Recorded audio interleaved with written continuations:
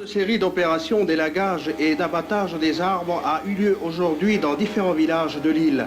Ce matin donc, à Hatofo, le chef du village, le Ngata, et ses villageois ont entrepris un grand nettoyage.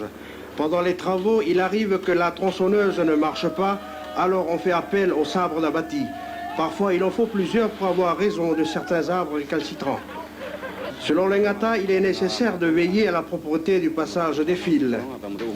À Falaleu, comme à Ahoa, même type d'opération. Cependant, à Falaleu, deux équipes se sont partagées le travail. La première se contente de débourser les bas-côtés de la route en marquant les arbres prêts à l'abattage, tandis que la seconde, tronçonneuse au point, les taille ou les coupe carrément. À Ahoa, certains grands arbres nécessitent des opérations préliminaires, telle l'installation d'une corde qui servira de guide pour l'abattage, car sans cela, il y aurait chute sur les fils électriques ou téléphoniques.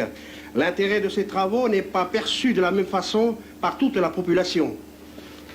Je suis tout à fait contre d'abattre n'importe comment les arbres.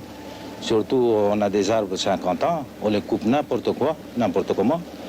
Alors, ce que j'ai pensé, si on coupe pour élaguer un peu, mais pas tout détruire, et là, il n'y a pas de contrôle, c'est un peu la faute de l'administration. On donne des tronçonneuses un peu partout pour tout couper. Alors, il faut qu'il y ait un encadrement sérieux pour ça.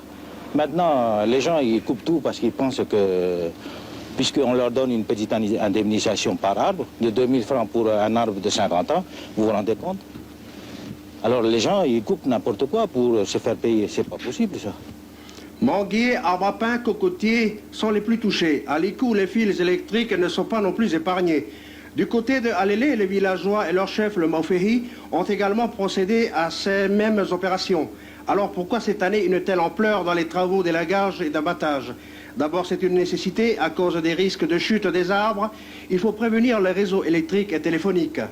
Cette opération permet de diminuer la détérioration de la voirie. Selon le chef de la circonscription, les chefs de village doivent se contenter d'abattre les arbres qui leur sont indiqués par les services de EWF ou le PTT pour les nécessités publiques en respectant l'environnement. Alors pourquoi ne pas poser les lignes en souterrain? Le surcoût et la technicité de ces travaux nécessiteront la présence dans notre territoire des entreprises extérieures, conclut M. Lala.